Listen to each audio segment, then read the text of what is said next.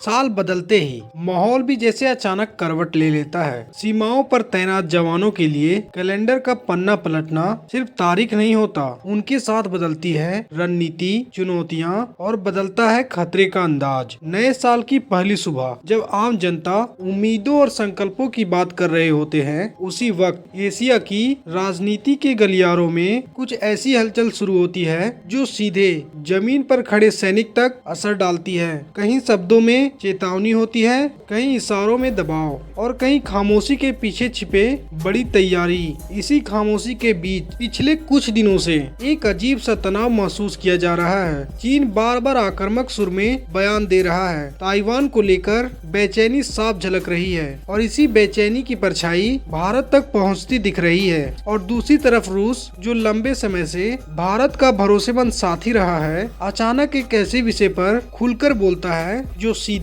भारत की सीमा सुरक्षा से जुड़ा है। ये सिर्फ दोस्ती का बयान नहीं लगता, बल्कि आने वाले वक्त की एक झलक जैसी महसूस होती है। पूरी बात क्या है इस वीडियो में समझते हैं, लेकिन उससे पहले रोज ऐसे ही वीडियो देखने के लिए हमारे चैनल को अभी सब्सक्राइब कर लीजिए। असल कहानी यहीं से शुरू होती है। आज की लड़ाई सिर्फ बंदूक और जवानों के बीच नहीं हो रही। सीमाओं पर हालात ऐसे बन चुके हैं जहाँ हर कदम सोच समझ कर रखना पड़ता है। ऊंचे पहाड़, बर्फ से ढके रास्ते, घने जंगल और रात के अंधेरे में होने वाली हलचल, इन सब के बीच सैनिकों को सिर्फ दुश्मन से नहीं बल्कि मौसम और हालातों से भी जूझना पड़ता है। ऐसे में हर देश सोचता है कि क्या हर चुनौती का जवाब इंसानी जान को आगे रखकर ही दिया जाए या फिर टेक्नोलॉजी को आगे बढ़ाया जाए। चीन की चिंता यहीं से शुरू होती है। उसे ये बात चुभ रही है कि भारत सिर्फ पारंपरिक तरीकों पर निर्भर नहीं रहना चाहता। बीते कुछ समय में ये संकेत मिले हैं कि भारतीय सेना नए तरह के युद्ध अनुभवों का अध्ययन कर रही है, नए विकल्प देख रही है और दुनिया में हो रहे बदलावों से सीख रही है। इसी संदर्भ में ताइवान का उदाहरण भी सामने आता है, जहां सीमित संसाधनों के बावजूद टेक्नोलॉजी के दम पर बड़े खतरे का सामना करने की तैयारी की जा रही है। चीन को ये डर सताने लगता है कि भारत भी उसी दिशा में तेजी से न बढ़ जाए। इसी बीच रूस की तरफ से आया बयान तस्वीर को और साफ कर देता है। रूस का कहना है कि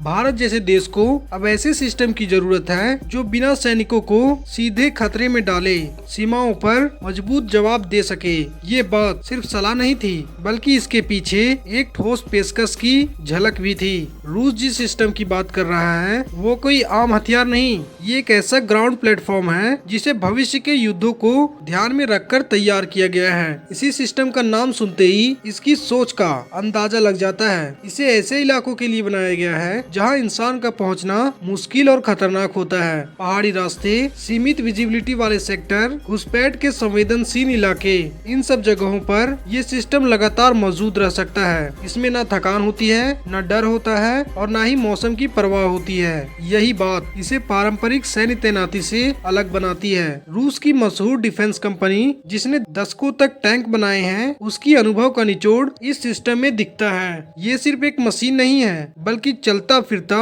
युद्ध प्लेटफॉर्म है। इसमें ऐसे हथियार लगाए गए हैं जो दुश्मन के बंकर या उनके चेक पोस्ट को बहुत कम समय में निष्क्रिय कर सकते हैं। इसके साथ इसे ड्रोन से जोड़ने की भी क्षमता है, जिससे पहले ऊपर से नजर रखी जाती है और फिर जमीन से सटीक कार्रवाई होती है। अगर इस तस्वीर को भारत की सीमाओं से जोड़कर देखें तो इसका महत्व अपने आप समझ में आने लगता है। लाइन ऑफ कंट्रोल हो या लाइन ऑफ एक्चुअल कंट्रोल, इन दोनों जगहों पर हालात हमेशा स्थिर नहीं रहते। हर समय जवानों को अलर्ट रहना पड़ता है। कई बार एक छोटी सी मूवमेंट भी बड़े टकराव का कारण बन सकती है। ऐसे में अगर फ्रंट लाइन पर ऐसे अनमैन्ड सिस्टम मौजूद हों तो इसका सबसे बड़ा फायदा होगा कि इंसानी जान सीधे खतरे में नहीं जाएगी। भारत पहले भी इस दिशा में सोच चुका है। कुछ साल पहले अनमैन्ड ग्राउंड व्हीकल को लेकर चर्चा शुरू हुई थी, लेकिन लागत और शर्तों की वजह से वो आगे नहीं बढ़ पाया। देश के अंदर भी डीआरडीओ ने कई ग्राउंड रोबोट विकसित किए हैं, जिनका इस्तेमाल सर्वेलेंस, बॉम्ब डिस्पोजल और माइन डिटेक्शन में किया जा रहा है। लेकिन ये सिस्टम अभी उस स्तर तक नहीं पहुँचे हैं जहाँ वे सीधे युद्ध की स्थिति में निर्णायक भूमिका निभा सकें। यहीं पर एक खाली जगह बनती है और और इसी जगह को भरने की बात रूस कर रहा है। चीन और पाकिस्तान की बेचैनी इसी सोच से जुड़ी है। अगर भारत के पास ऐसे ऑटोनोमस या सेमी ऑटोनोमस सिस्टम आ जाते हैं तो घुसपैठ की पुरानी रणनीति कमजोर पड़ जाएगी।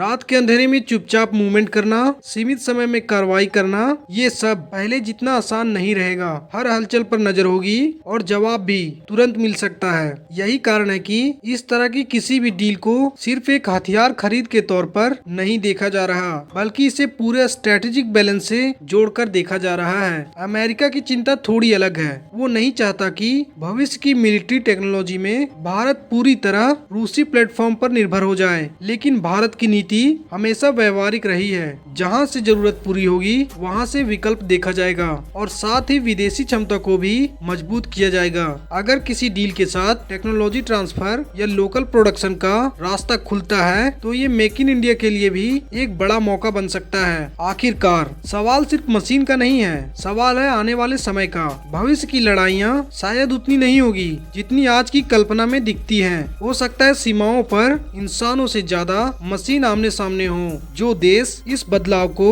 समय रहते समझ लेगा वो रणनीतिक रूप से मजबूत रहेगा, और जो पीछे रह गया उसके लिए कीमत चुकाना मुश्किल हो सकता है। तो अब एक सवाल आपसे, क्या भारत को ऐसे एडवांस अनमैन्ड ग्राउंड सिस्टम को अपनाकर सीमाओं पर सैनिकों का जोखिम कम करना चाहिए या फिर पूरी ताकत विदेशी तकनीक को विकसित करने में लगानी चाहिए? भले ही उसमें थोड़ा समय लगे। आप अपनी राय कमेंट में जरूर बताएं, और अगर ये वीडियो आपको अच्छी लगी हो तो इसे लाइक करके हमारे चैनल को सब्सक्राइब कर लीजिए। मिलते हैं अगली वीडियो में। धन्यवाद।